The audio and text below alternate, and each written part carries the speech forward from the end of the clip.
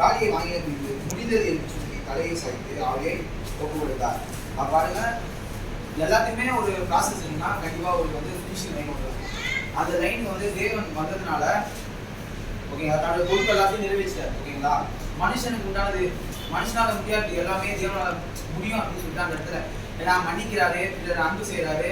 ஓகேங்களா, அதை முடிவா பண்ணிட்டு தேவன் வந்து கடைசியா ஃபினிஷ் சொல்லிட்டு தன்னுடைய தலையை சாய்க்கிறார். இது முன்னாடியே இது வந்து தீர்க்கதரிசனமா சொல்லப்பட்டிருக்கு.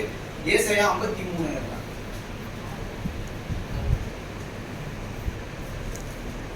ஏசாயா 53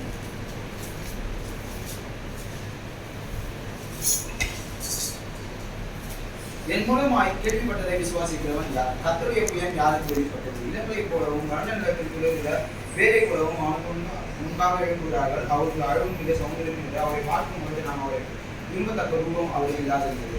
அவர் அசதி பண்ணப்பட்டவரும் மனுஷால் குணப்படுத்தப்பட்டவரும் துக்கம் நிறைந்தவரும் பாடுகள் அனுபவித்தவருமாய் அவரை விட்டு நம்முடைய முகங்களை மறைத்துக் கொண்டோம்.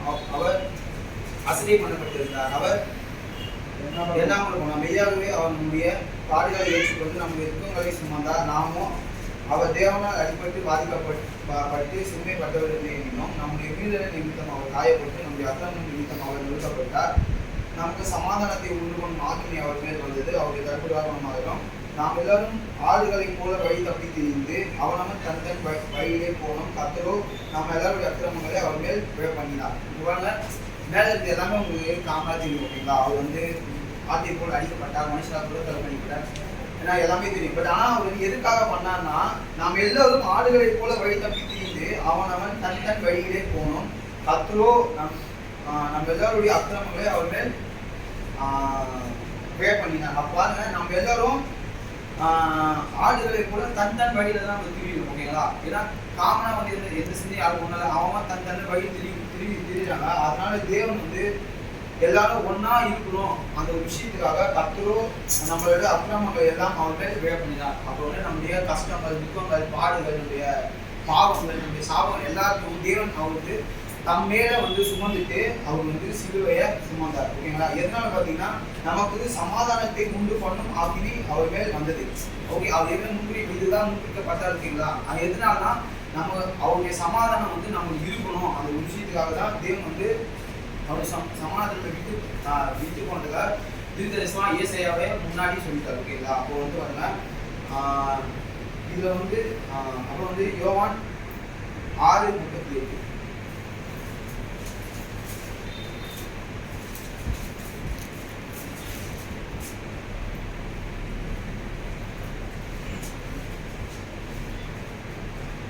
என் சித்தத்தின்படி அல்ல, என்னை அனுப்புவருடைய சித்தத்தின்படி செய்யவே நான் வானத்தில் இறங்கி வந்தேன்.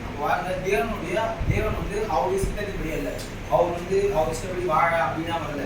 அவர் என்ன பண்ணார்னா, என் சித்தத்தின்படி அல்ல, என்னை அனுப்புவருடைய சித்தத்தின்படி செய்யவே நான் வானத்தில் இறங்கி வந்தேன். அவர் தேவனே சொல்றாரு, நான் வந்து என்னுடைய சுயமா காரியத்துக்காக நான் வரல, தேவன் வந்து அவருடைய காரியத்துக்காக என்னை அனுப்பினாரு, அதனாலதான் நான் வந்தேன் உலகத்துல.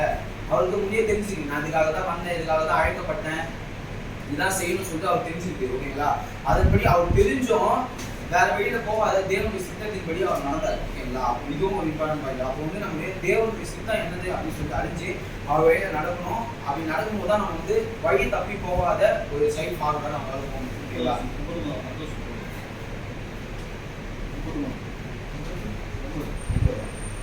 அவர் எனக்கு தந்தவைகளில் ஒன்றையும் நான் இழந்து போகாமல் கடைசி நாளிலே அவர்களை எழுப்புவதை என்னை அனுப்பின பிதாவின் சித்தமாக இருக்குது. நம்ம பாருங்க, தேவன் வந்து அவர் வந்து எதுவுமே இழக்கல. கடைசியில வந்து அவர் வந்து உயிரோடு எழுப்பப்படுவாரு அப்படின்னு சொல்றது இதே சொல்லிட்டாரு. அப்போ வந்து அவர் எனக்கு தந்தவைகள் ஒன்றையும் நான் இழந்து போகாமல் கடைசி நாளில் அவைகளை எழுப்புவதே என்னை அனுப்பின பிதாவின் சித்தமாக இருக்குது. அப்போ வந்து தேவன் சித்தமா என்ன இருக்குது, தேவன் வந்து மதிச்சு கொண்டால் உயிரோடு எழுப்புவான்னு சொல்லி தான் அவர் தேவனுடைய சித்தமாக இருக்குது. அப்போ வந்து தேவன் வந்து இயேசு கிறிஸ்துவின் திட்டம் இதாக இருந்துச்சு. அப்போ வந்து நம்ம வந்து தேவனுடைய திட்டத்தை நம்ம அறிஞ்சு அது மாதிரி செயல்படணும். ஓகேங்களா, அப்புறம் வந்து சங்கீதம் 22:15 22:15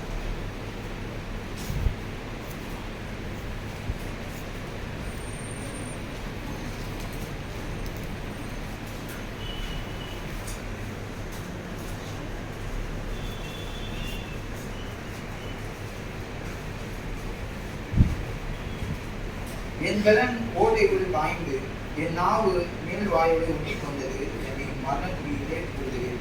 அப்போ பாருங்க, தேவன் வந்து எந்த அளவுக்கு பாதுகாப்பு அனுபவிச்சிருக்காரு பாருங்க. அவரு பாருங்க, என் பலன் ஓடை போல் காய்ந்தது. அப்போ வந்து அவர் பலன் எப்படின்னா சுத்தமா இல்லை. அந்த பலன் வந்து அந்த ஓடு அந்த ஓடு பேர் அந்த ஈக்குவல் தான் அவர் பலனே இருந்திருக்குது. அப்போ வந்து என் நாவு மேல் வாழையோட ஒட்டி கொண்டது. அப்போ வந்து அவருடைய நாவு வந்து இப்போ ஒரு ஈரப்பதம் தான் நாக்கு வந்து இருக்கும். ஈரப்பதம்னா நாக்கு அப்படியே ஒட்டிக்கும் இல்லைங்களா? அது மாதிரி தான் அவர் வந்து அவர் நாக்கு வந்து எப்படின்னா என் நாவு மேல் வாழையோட ஒட்டி கொண்டது என்னை மரணத்துள்ளே போடுகிறேன். அப்போ வந்து தேவனை வந்து மரணத்துல இருந்துச்சா மரணத்துக்கு ஒப்பு கொடுக்குற அந்த இடம் தான் பாருங்க. அப்போ வந்து இது வந்து அவர் கடைசியாக எப்படி இருந்தாலும் இதுதான் என் பலனே ஓடை போல் நாய்ந்தது என் நாவு மேல் வாழை ஒட்டி கொண்டது என்னை மரணத்துள்ளே போடுகிறார்.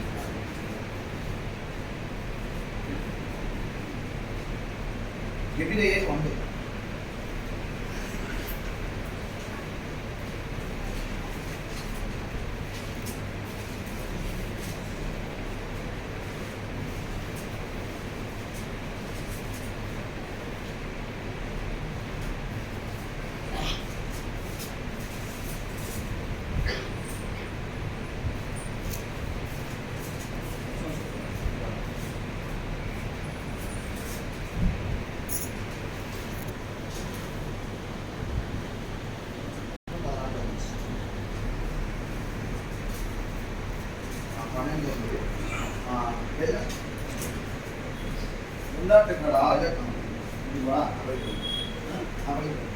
வெள்ளாட்டுக்கடா இளங்காலை என்னுடைய ரத்தத்தினால அல்ல, நம்முடைய சொந்த ரத்தத்தினாலும் ஒரு தரம் மகா பரிசு ஸ்தலத்திலே பிரவேசித்து நித்திய மீட்பை உண்டு பண்ணினார். அது எப்படி எனில், காலை வெள்ளாட்டு கடாவின் ரத்தமும் தீட்டுப்பட்டவர்கள் மேல் தெளிக்கப்பட்ட கடாரியின் சாம்பலும் சரீரத்தில் உண்டாகும்படி பரிசுத்தமாக்கப்படுமானால் நித்திய ஆவியாலே தம்மை தாமே பழுதற்றபடியாக தேவனுக்கு ஒப்பு கொடுத்த கிறிஸ்துடைய ரத்தம் ஜீவனுள்ள தேவனுக்கு ஊழியம் செய்வதற்கு உங்கள் மனசாட்சியை செத்த கிரிகளுக்கு சுத்திகரிப்பது எவ்வளவு நிச்சயமாம். ஆகையால் முதலாம் உடன்படிக்கையை கையின் காலத்திலே நடந்த அக்கிரமங்களை நிவர்த்தியாகும் பொருட்டு அவர் மரணம் அடைந்து அழைக்கப்பட்டவர்கள் வாக்குத்தத்தம் பண்ணப்பட்ட நித்திய சுதந்திரத்தை அடைந்து கொள்வதற்காக புது உடன்படிக்கையின் மத்தியஸ்தராக இருக்கிறார். அவங்க இது வந்து வெள்ளாட்டு இளங்காலை கூட பலியிடலாம். எதுக்குன்னா நம்முடைய சரீரத்தை சுத்தம் செய்யறதுக்கு பலியிடுவாங்க இல்லைங்களா? அப்போ அந்த பலியிடும் போதே அது வந்து அது என்னன்னா நம்ம சரீரத்தை சுத்தம் செய்யும் போது அப்போ வந்து தேவன் வந்து நமக்கு அவரே பலியா இருக்கும்போது அவர் நம்முடைய சரீரத்தை மாத்திரமல்ல நம்முடைய ஆவினும் வந்து அது வந்து சுத்தப்படுத்தும் அப்படின்னு சொல்லப்படுது. இது என்ன பார்த்தீங்கன்னா, அப்புறம் அவர் வந்து மரணம் அடைந்து அழைக்கப்பட்டவர் வாக்குத்தத்தம் பண்ணப்பட்ட நித்திய சுதந்திரத்தை அடைந்து கொள்வதற்காக. அப்போ வந்து தேவனுக்காக அழைக்கப்பட்டவர்கள் வாக்குத்தத்தம் பண்ணப்பட்டவர்கள் எல்லாருமே தன்னுடைய சுதந்திரத்தை பெற்றுக்கொள்ளணும். அதுக்காக தான் தேவன் வந்து இது பண்ணுறாரு. அப்போ தேவன் வந்து மதிச்சிருக்காரு. அப்புறம் அழைக்கப்பட்டவர் வாக்குத்தத்தப்பட்டவர் நித்திய சுதந்திரத்தை அடைந்து கொள்வதற்காக புதிய உடன்படிக்கையை நமக்கு அறிவிக்கிறார். அப்போ வந்து தேவன் வந்து பழைய உடன்படிக்கையே இல்லை, அவர் தேவனே நம்முடைய புதிய உடன்படிக்கையாக மதித்தார். சரிங்களா?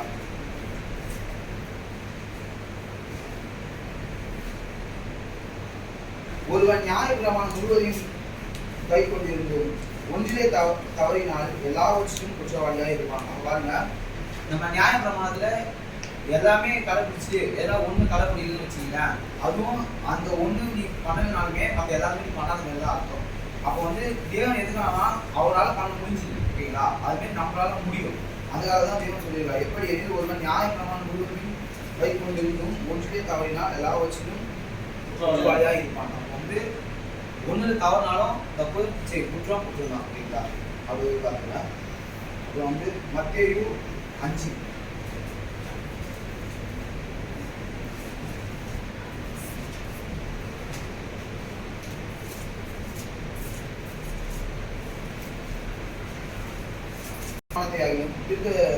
தரிசனங்களையாகவும் அழிக்கிறதுக்கு வந்தேன் என்று எண்ணி கொள்ளாதீர்கள், அழிக்கிறதுக்கு அல்ல நிறைவேற்றுவதற்கே வந்தேன்.